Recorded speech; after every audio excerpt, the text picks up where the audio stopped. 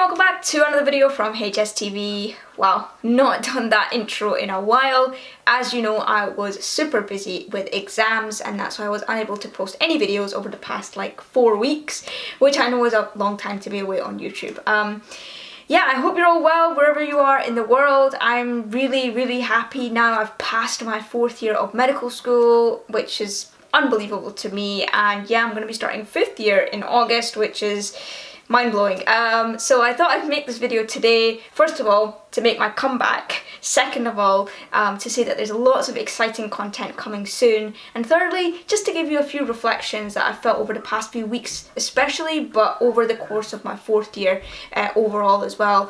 So hopefully for anybody who's going into their clinical years, you can use some of my mistakes and reflections and things to help you out as well.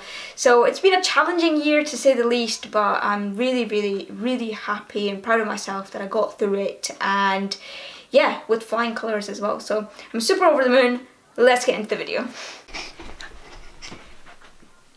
No. Almost. So, what did you think when I was away studying for my exams? How did that feel for you? So, it was quite depressing. Depressing? Okay, that's one way to describe it. Anything else? So, I think it was quite boring. Yeah. Because you weren't, like, doing what you normally do. And what is it that I normally do? You normally actually get off your computer. Yeah, basically like this desk, like right here, Was her full-time job for like well, a month almost. I don't know about full-time job, but it was my full-time home, to be honest. Yeah, So, true. yeah. That's reflection number 1. You'll be spending a lot of time at your desk. With PassMed. Oh wait, are we doing reflections? Kind of, yeah. Yeah, we What's are. a reflection? Right, we're snapping back into the actual video. Yeah, so basically guys, what I'm gonna say is that I think 4th year of medical school has been my most difficult year of medical school so far. I sort of expected it to be challenging, but I don't think anybody can truly prepare you for that balance you have to try to extract between placement and studying and, you know, balancing your lectures, and the amount of information that's thrown at you is nowhere near like 1st and 2nd year. And for me, I was coming out of my intercalation year, so actually I felt like it was like starting medical school all over again, so you kind of lose that momentum, I feel, in some way. So that is the first reflection for sure. Like, I remember thinking back, you know, first semester of 4th year, it was very chaotic, like really hectic. I was so exhausted. I didn't know how to balance my studying. And then when it got to my December mock exam, I actually didn't even do that well because I was so all over the place. And again, some part of me knew that would happen, but it's just like when you're so used to actually achieving pretty good marks, you know, throughout your whole studying career, and then you get to like 4th year of medical school and you kind of hope that you'd achieve the same and then you don't, it can take a hit on your confidence and it makes you question like all the things that you've been doing. It made me question like, am I wasting my time on YouTube and doing all these societies, and am I really making the best use of my time? And for me, that was really difficult, especially in my 1st semester, when I was questioning all of this. And then as I moved into my 2nd semester of medical school, I completely changed up my studying routines. So I started to try and prioritize what topics I wanted to study, how much I wanted to study, and from the like day 1 of semester 2, I had a timetable like you would have for revision time, right? For me in the past, I'd only really make a studying schedule for my revision period. It was never for like the entire semester. But I felt like because now there was a lot more self-directed learning, there had to be a timetable made. And it wasn't a timetable of, okay, I'm going to watch this lecture. It was like, today I'm going to study these conditions and I'm going to get them nailed down. I'm going to treat every day like it's revision. And when I changed my mindset into that, rather than taking notes all the time, things became a lot more easy. And when I got my 2nd mock exam of the year, which was in March, I did significantly better. I felt so much more confidence. It was more like, something had just clicked in second semester, and I hope that, anybody who's starting their clinical years will feel that as well. The first semester will probably go pretty terrible for you, but as you move through the months, I think 5 or 6 months later, you feel much more confident in your abilities. So that's sort of a big reflection, I think. But what did you think? Cut. Okay, going back a bit to like studying techniques, I'm gonna make a whole separate video about this, but basically I have stopped taking notes. I know that I've done a lot of note taking in the past. In fact, a lot of the videos that I've done really well on the channel have been all about note taking, and I think that was a phase. That was like a period of time where note taking worked and I really believed in it and it was helping me at medical school. Now, as I've moved into my clinical years, I feel that taking notes is a bit of a waste of time.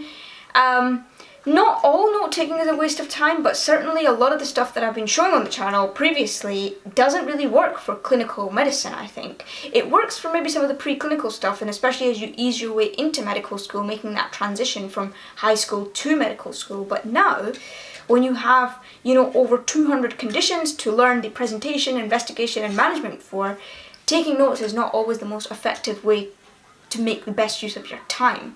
So now what I've been doing is using a lot of resources like PassMed, doing a lot more active recall, using Anki as well. Anki, again, I'll make a video on this as well, but it can be a bit of a hit or miss. And the way I've been using Anki is I made flashcards for the 4 main specialties that I covered this year: neuro, GI, cardio and respiratory, and I used Anki for them. PassMed as my main question bank.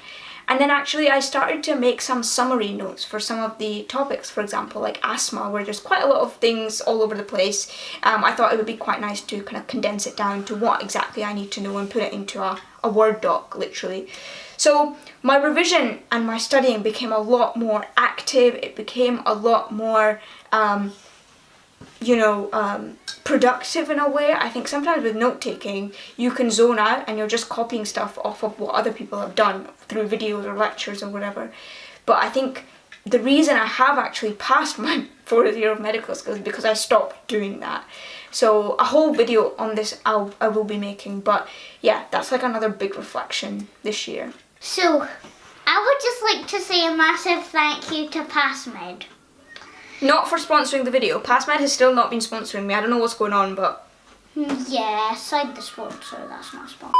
Basically, whenever he did like a PassMed thing, I would always be there. Hadi was basically my PassMed buddy, and this is a big recommendation actually. Get yourself a PassMed buddy who can like do questions with you. Like me. Yeah, like him, yeah. It really helped me. It helped you. Yeah.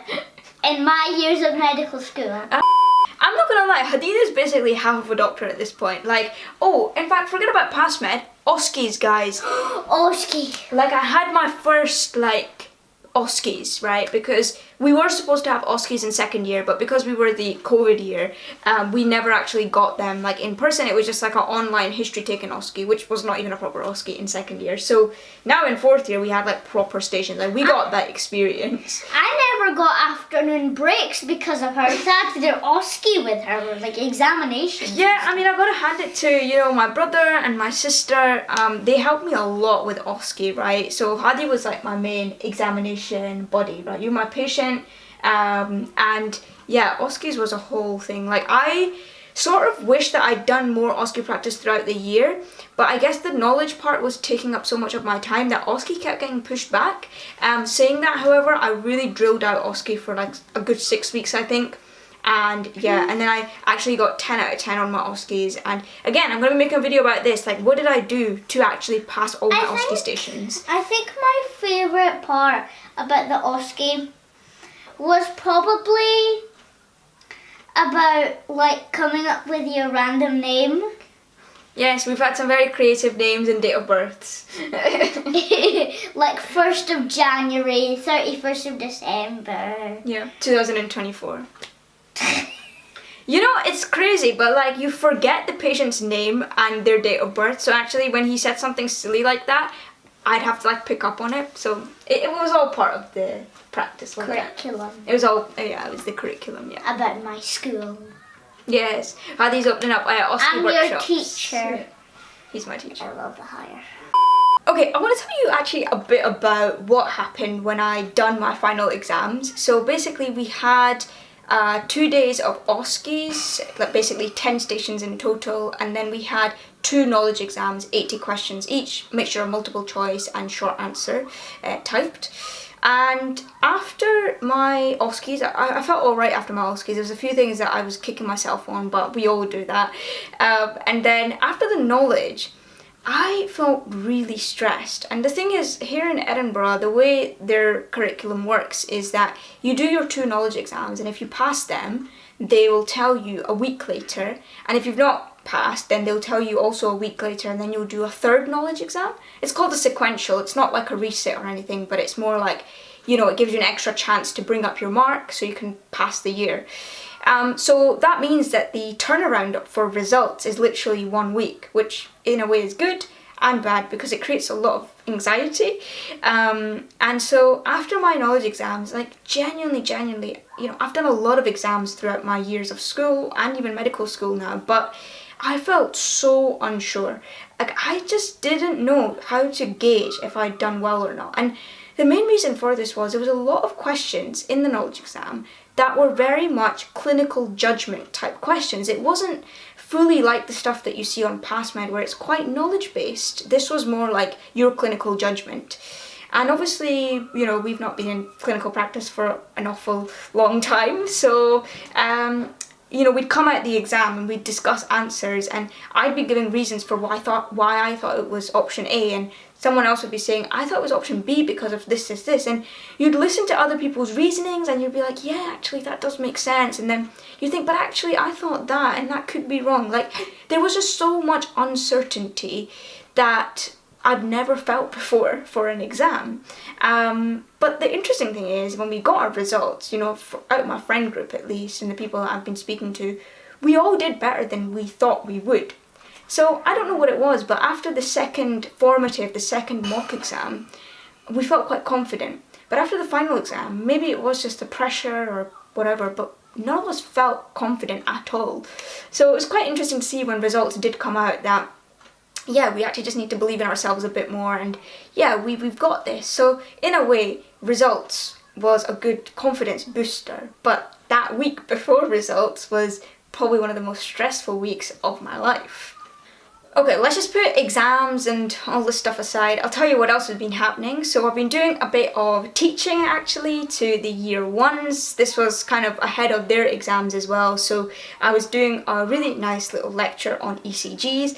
Let me know if you guys want any videos on ECGs or anything like that. I've had some really good feedback about that teaching session, so I was thinking of making some content actually on the channel about maybe something more educational, you know, going over certain conditions or going over how to read ECGs. You know, I love my cardio stuff, and that is the area I tend to perform best in as well because of my interests. So if you guys want any like tutorial videos or any lecture type videos or, you know, anything like that, then I'm more than happy to create that sort of stuff. Okay, and lastly, I'm going to tell you just some of the other videos that are going to be coming up on the channel. So quite a few things about 4th year of medical school that I've not been able to cover just because I have been so busy. One of the things is going to be about the 4th year curriculum and everything that I've done this year, including all the specialties and sign-offs and all that stuff. I do this for every year of medical school, so I thought I'd do it for the 4th year as well, and it'll be useful for those of you coming into 4th year in August. What else? Yes, I'm going to be making a video on why I'm not taking any more notes and what are the alternative, more efficient, more productive ways of studying for your clinical years at least. So that video will be coming out soon as well. Other than that, it's the summer holidays and I don't have anything massive planned for the summer. What that does mean is I've got lots of other little projects that have all been collecting up, so I'm going to be using the next few weeks to get into them. One of the projects is the YouTube channel, so there's going to be great videos coming up, maybe even about Edinburgh as a city. I'm going to try and show you around a bit. That's something that's sometimes a bit difficult to do during the academic year.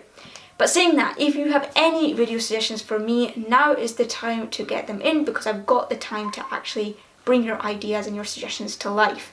Once 5th year starts in August, I don't know how busy I'm going to be. So yeah, thank you for bearing with me over this time.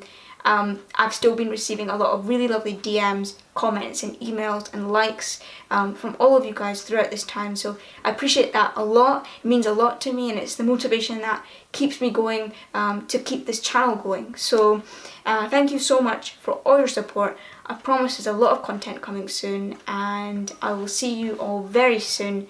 Stay tuned until next time. Goodbye.